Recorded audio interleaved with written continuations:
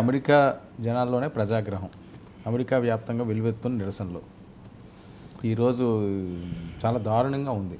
ఈ మొత్తం పడిపోయినాయి. స్టాక్ మార్కెట్ అంతా కూడా కుప్పకూలిపోయింది. 2 లక్షల కోట్లంట. ఒక్క దెబ్బతో 2 లక్షల కోట్ల నష్టం. అంటే మీరు ఒక్కసారి ఊహించండి వర్మ. అంటే ఏదో అది పిచ్చోడి చేతిలో రాయి కాదు, పిచ్చోడి చేతిలో రాజ్యం, సామ్రాజ్యం. అరుంధతి రాయ్ వ్యాసం రాశారు, బుక్ రాశారు, నేను దాన్ని ట్రాన్స్లేట్ కూడా చేసే సామ్రాజ్యంపై సమరం అని.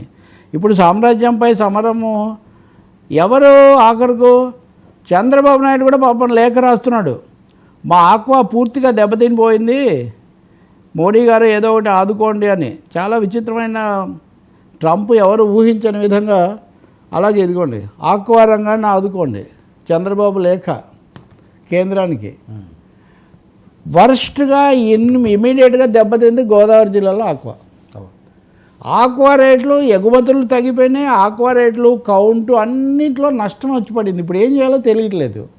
ట్రంప్ గారికి మోదీ గారు చాలా జిగ్రీ దోస్తు, మనకేం చేయడు, మనల్ని చూసి చూడనట్టు వదిలేస్తారని చాలా ఆశపడ్డారు. ఈ అంశం మనం చాలాసార్లు మాట్లాడాం. కానీ వర్స్ట్ అఫెండింగ్ కంట్రీస్ అని 60 దేశాల జాబితా ట్రంప్ విడుదల చేశాడు. అందులో ఇండియా మొదట్లోనూ రెండోదిగానూ ఉంది. మిగతా దేశాల కంటే మన మీద ఎక్కువ వేసాడు ఆయన టారిఫ్. మన ఫార్మా కూడా దెబ్బతింటే ఇప్పుడు ఈ మాత్రం తెలుగు వాళ్ళకి సంతోషం మిగలదు. అయితే ఒకటే వర్మ, నాకు చిచ్చు పెట్టాలనుకుంటే మీ ఇంట్లో కూడా చిచ్చు మొదలవుతుంది కదా, నీకు సెగ లేకుండా నాకెలా. ఇప్పుడు అమెరికాలోనే ట్రంప్ అడ్డగోలుగా ఉంది, మేము మొన్నే గెలిపించారు పాపం. కానీ ఇంత ఘోరం ఏంటి? విదేశాల మీద దాడి, స్వదేశంలో దాడి, ఆఖరికి వీసాలు తీసుకొని వచ్చిన వాళ్ళ మీద కూడా దాడి. గ్రీన్ కార్డు హోల్డర్లు లేకపోతే రకరకాల ఇమిగ్రేషన్ అడ్వైజెస్ తీసుకునేటటువంటి అసలు ఆ వింగ్నే మూసేశాడంట. సహాయం చేసి వీళ్ళకి సలహాలు ఇచ్చి ఆ వింగే మూసేశాడంట. టూరిస్టులు కూడా తగ్గిపోయి వెళ్ళడానికి కూడా సంకోచించే ఒక పెద్ద పరిస్థితి ఏర్పడింది. ఇప్పుడు 2 లక్షల కోట్ల నష్టం మన దేశంలో స్టాక్ మార్కెట్. అమెరికాలో స్టాక్ మార్కెట్ అన్ని విధాలా కుప్పకూలిపోయింది. అసలు ఎటు పోతున్నాం, ఏం జరుగుతుంది, వీడు ఎందుకు చేస్తున్నాడు అని తెలియనటువంటి మస్క్ కూడా ఒప్పుకోలేకపోతున్నాడు. మస్క్ ఈయన కూడా విడిపోతున్న పరిస్థితి కూడా అమెరికాలో ఏర్పడుతుంది. చాలా దారుణమైన సంక్షోభం. వ్యవసాయం ఘోరంగా దెబ్బతింది. భారతదేశ వ్యవసాయం మీద చాలా ఎక్కువ ప్రభావం పడుతుంది. మన డైమండ్ ఇండస్ట్రీ, ఒక్క డైమండ్ ఇండస్ట్రీనే 1,00,000 కోట్ల రూపాయలు నష్టపోతుంది ఆయన ఇచ్చిన టారిఫ్ల వల్ల. మన ఎగుమతుల్లో చాలా భాగం అమెరికాకు ఇది ఇప్పుడున్న రేటు, దీన్ని ఇంకా పెంచుతానంటున్నాడు. పెంచితే 2 లక్షల కోట్లు డైమండ్ ఇండస్ట్రీకి నష్టం వస్తుంది. డైమండ్ అంటే ఖరీదైన వ్యవహారం కాదు. గుజరాత్ లాంటి చోట మామూలు ప్రజలు చాలామంది దానికి నగిషి పెట్టడము, దీని అంతట్లో బాధ్యత వహిస్తారు. కాబట్టి ట్రంప్ ఒక కల్లోలం సృష్టించాడు ప్రపంచానికి, తనే కల్లోలంలో పడ్డాడు. అది బెడిసికొట్టింది. ఇప్పుడు ఆ దేశంలోనే ప్రతి చోట నిరసనలు చేస్తున్నారు. గతంలో మనం చూసాం కదా, వాల్ స్ట్రీట్ సమరం చూసాం. వాల్ స్ట్రీట్లో తిరుగుబాటు వచ్చింది ఒకప్పుడు,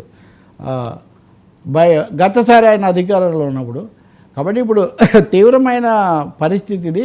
మోదీ ప్రభుత్వం కూడా, అంటే కేంద్రం కూడా కళ్ళు తెరవకపోతే ఈ విషయంలో ఖచ్చితమైన చర్యలు తీసుకోకపోతే, చైనా వాళ్ళు ఒకటే అన్నారు, మాకేం కాదు, నువ్వెంత పెంచితే మేము అంత పెంచుతూ ఉన్నారు. యూరోపియన్ యూనియన్ ఏమందంటే, ఇది ఆందోళనకరమే, అయినా మేము కొంచెం వేచి మేము నిర్ణయం తప్పకుండా తీసుకుంటామన్నారు. మెక్సికో తీసుకుంది, చుట్టూ ఉన్న సౌత్ అమెరికన్ దేశాలు కూడా. కానీ భారతదేశం మటుకు సన్నాయి నొక్కులు నొక్కుతూ ఉన్నారు మన వాళ్ళు. ఇంకా ఆయనేమో వాళ్ళు గొంతు నొక్కుతుంటే మనం సన్నాయి నొక్కులు నొక్కుతుంటే ఏమైనా అర్థం ఉందండి? కాబట్టి ఖచ్చితంగా మన విధానం ఏందో మనం నిర్ణయించుకోవాల్సిన అవసరం చాలా ఎక్కువగా ఉంది. ఇండియా ఎదురు తిరగకపోతే ఈ విషయంలో ప్రపంచం కూడా మనల్ని ఏమీ సహించే పరిస్థితి ఉండదు. అదృష్టవశాత్తు చైనా ఇండియా ప్రధాన దేశాలు అనుకుంటే, ఇప్పుడే చైనా ఇండియా సంబంధాల 75వ వార్షికోత్సవం కూడా ఈ మధ్య జరిగింది. ఈ 2 దేశాలు మీరిద్దరు కలిసి గట్టిగా నిలబడితే అమెరికా దిగొస్తుందని అందరూ కోరుకుంటున్నారు. మరి మోదీ గారు ఏం చేస్తాడో తెలియదు. ఆయన నిన్ననే శ్రీలంకకు పోయి అక్కడ శ్రీలంక మిత్ర అనే ఒక బిరుదు కూడా తీసుకొని, ఇది మొదటిసారి రక్షణ ఒప్పందంతో సహా 7 ఒప్పందాలు కుదుర్చుకొని వచ్చారు. మంచిదే అంతవరకు. అలాగే బంగ్లాదేశ్ అధ్యక్షుడు కూడా, అంటే తాత్కాలిక పాలకుడు యూనస్ కూడా భారతదేశానికి వచ్చాడు.